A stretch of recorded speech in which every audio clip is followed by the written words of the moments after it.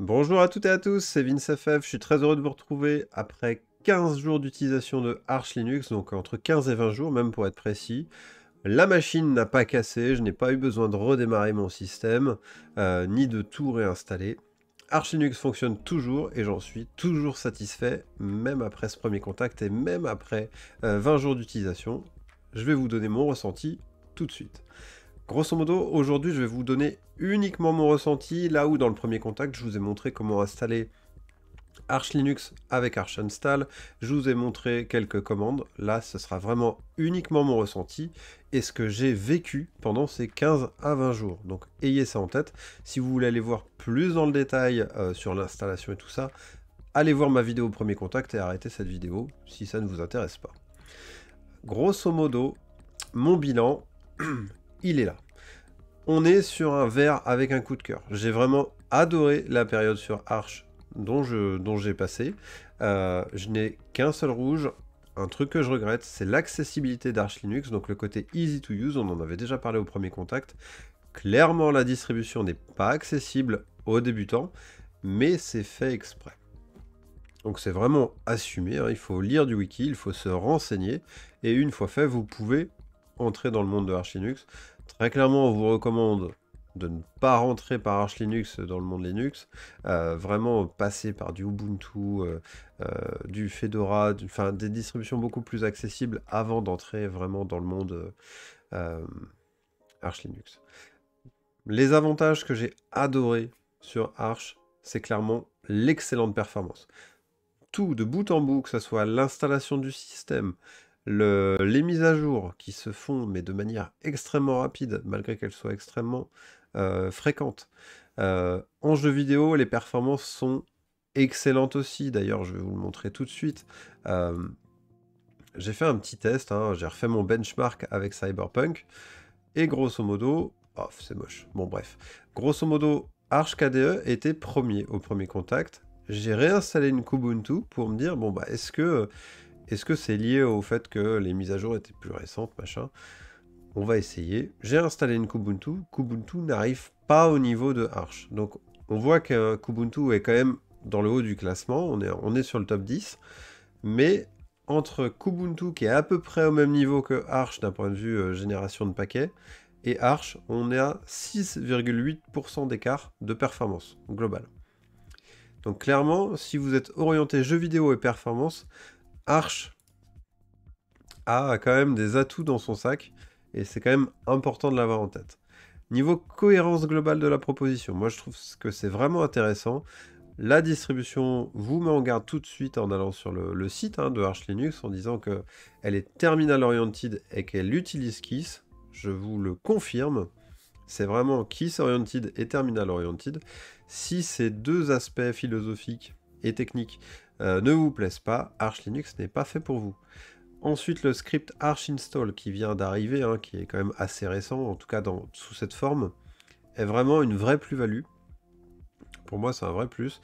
Sans ça, je vous n'aurais pas fait de vidéo sur Arch parce que je trouve pas intéressant le fait de devoir passer 2 heures pour installer une distribution Linux.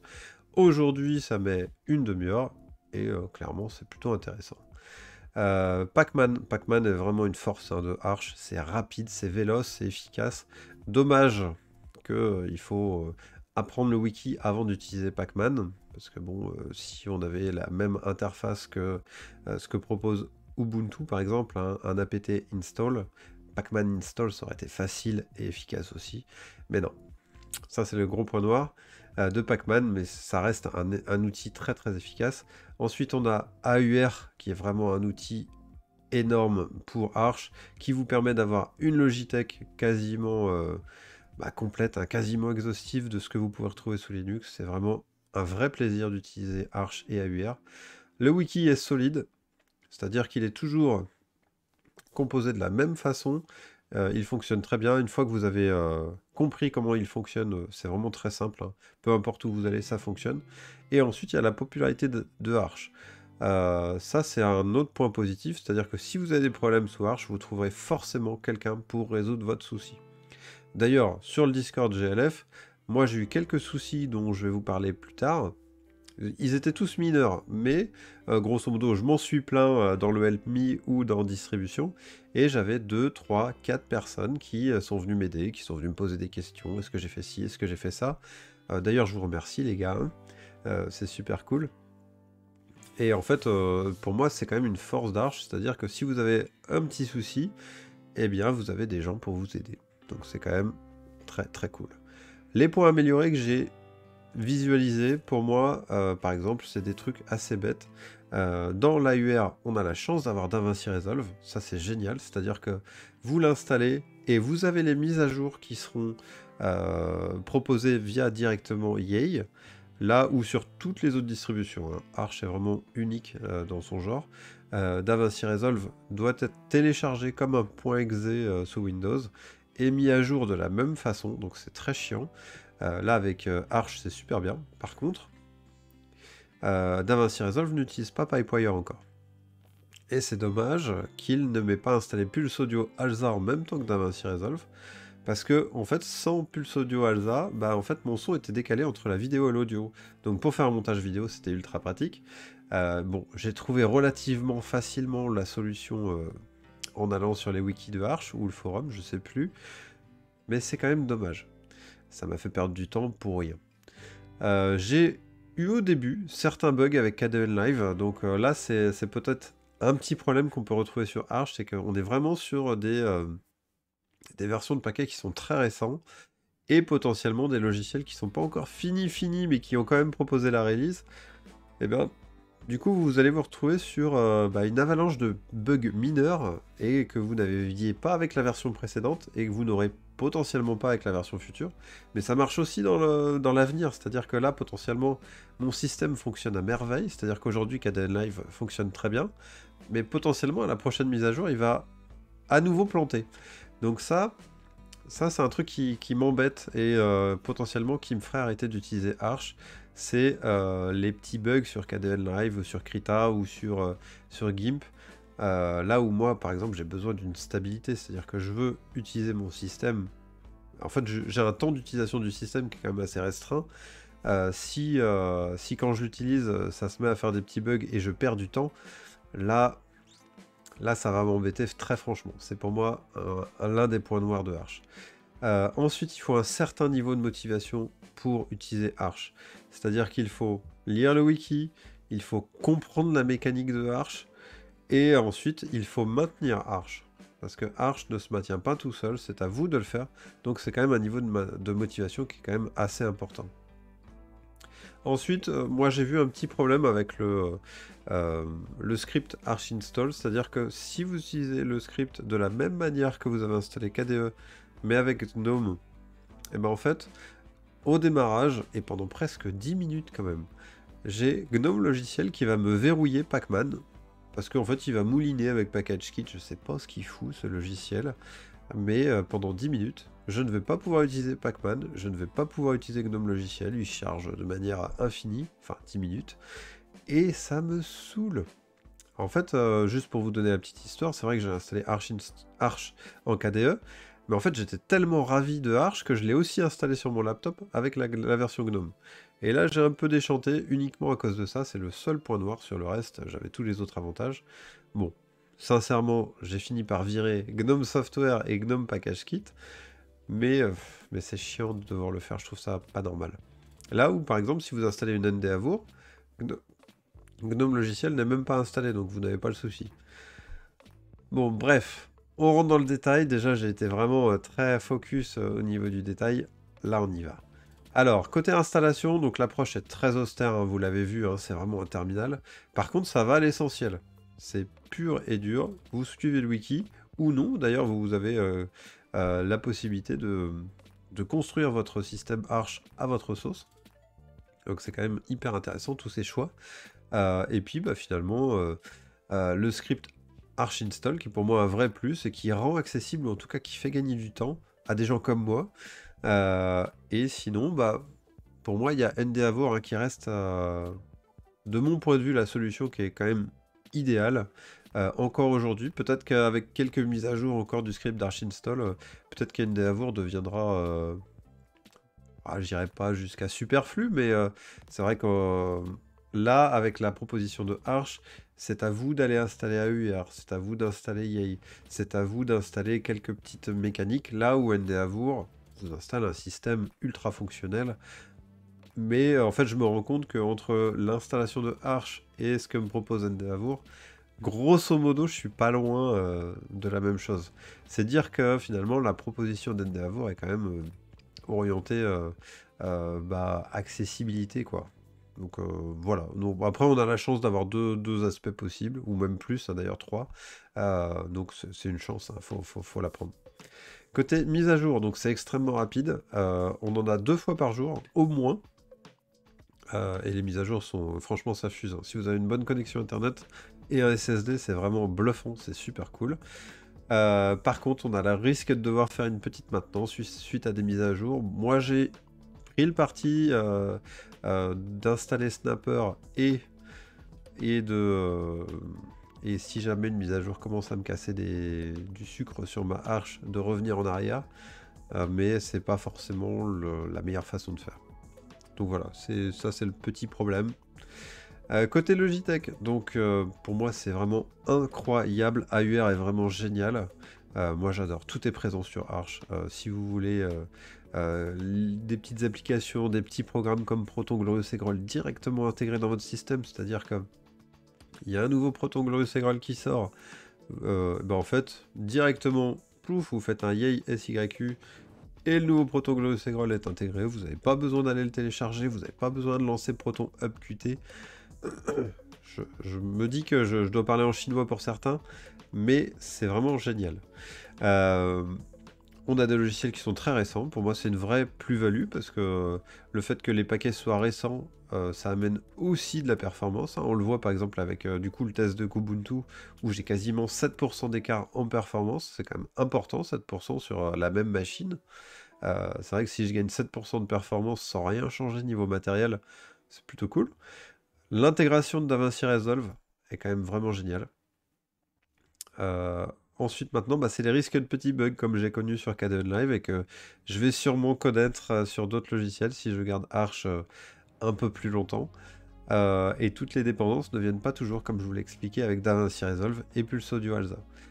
Donc ça, c'est franchement des problèmes mineurs versus l'avantage d'avoir une diversité dans les paquets qui sont vraiment trop cool. Côté performance et stabilité, donc je vous ai déjà montré le bench. On est vraiment sur une performance en jeu vidéo de folie. La performance en bureau n'est que pareil. C'est vraiment une performance excellente. Là, je suis avec le bureau KDE 5.25. C'est vraiment un régal de l'utiliser, hein. C'est top.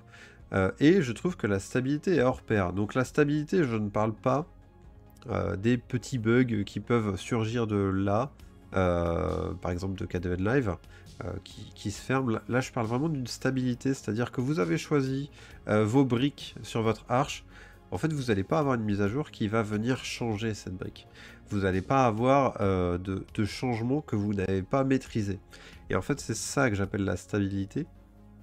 C'est que là, votre système, vous l'avez choisi, vous l'avez sélectionné, vous avez choisi les applications que vous vouliez et les applications que vous ne vouliez pas, et ça ne va pas bouger. Elles vont se mettre à jour, il va y avoir peut-être des dépendances qui vont arriver de ci et de là en fonction des nouvelles mises à jour, mais le système va rester figé. Et en fait, on le sent, cette cohérence, au fur et à mesure des mises à jour, et ça fait une stabilité qui est quand même très sympa. Donc là, en 20 jours, mon système n'a pas bougé, hein, évidemment. Je suis passé d'un kernel 5.19.2 à 5.19 presque 10 de mémoire, hein, ou je sais plus. Mais j'ai eu plusieurs mises à jour de kernel. J'ai eu de la mise à jour du pilote NVIDIA en 515.76 aujourd'hui. Le système ne bronche pas, il redémarre et ça fonctionne. Moi, j'en suis très content. Enfin, je pense que vous l'avez senti. J'en suis très content. Et ensuite, côté personnalisation et style, on est sur un environnement vanilla, donc soit vous aimez être sur un environnement vanilla que vous modifiez vous-même. Enfin, comme vous pouvez le voir, moi je suis resté sur du Breeze de base. La seule chose que j'ai changé, pardon, c'est le wallpaper et 2-3 petits trucs. Enfin, par exemple, mettre mon terminal en blur. Mais enfin, vraiment, je suis resté dans la proposition vanilla quasiment pure souche. C'est idem pour GNOME, c'est idem pour XFCE. c'est clair que si vous aimez que les développeurs vous donnent leur vision finalement enfin, donnent un peu de leur âme dans le DE, c'est pas avec une Arch pure qu'il faut aller, hein, c'est plutôt avec Manjaro. Manjaro fait de la proposition aussi visuelle, et ça peut vous plaire, hein, parce que Manjaro fait quand même des propositions visuelles qui sont très très sympas. Donc c'est ni un plus ni un point négatif, hein, le côté vanilla. En tout cas, moi, en KDE, ça me dérange pas. Je trouve que c'est quasiment parfait. D'ailleurs, je trouve l'intégration vraiment très, très réussie. Du coup, les deux astuces que je vous ai mis, c'est l'utilisation du script Arch Install, qui est pour moi un vrai game changer, et la lecture du wiki, qui est quasiment obligatoire. Donc, on se retrouve avec un vert et un coup de cœur. Donc voilà, ça fonctionne très bien. Si on fait le classement des distributions, aujourd'hui, Arch se trouve en 14e position de mon classement, avec 23 points. Franchement, ce qui la pilonne un peu, c'est l'accessibilité.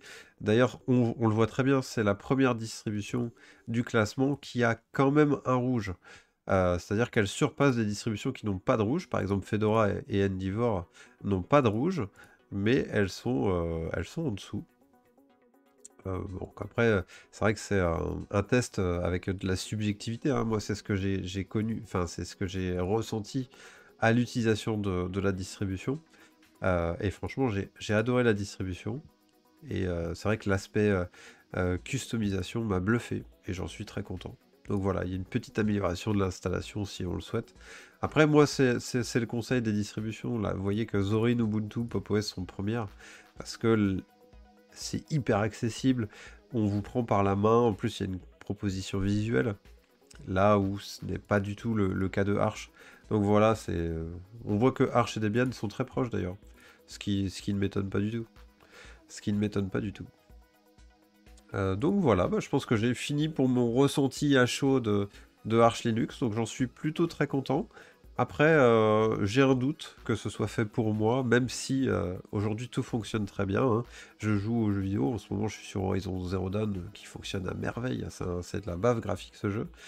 Mais au vu de mon activité, le fait de faire du montage vidéo, et pas que pour moi d'ailleurs, hein, je fais pas du montage vidéo que pour moi, euh, j'ai toujours dans le coin de ma tête le risque de me dire, bon bah si un jour ça plante alors que je dois sortir une vidéo pour NeoClust ou pour n'importe qui d'autre, ou pour moi d'ailleurs, ça va me faire chier si ça plante. Donc j'irai peut-être à contre-cœur sur plutôt une solution comme Kubuntu, ou même une Debian KDE, même si peut-être que la proposition de Kubuntu me convient très bien.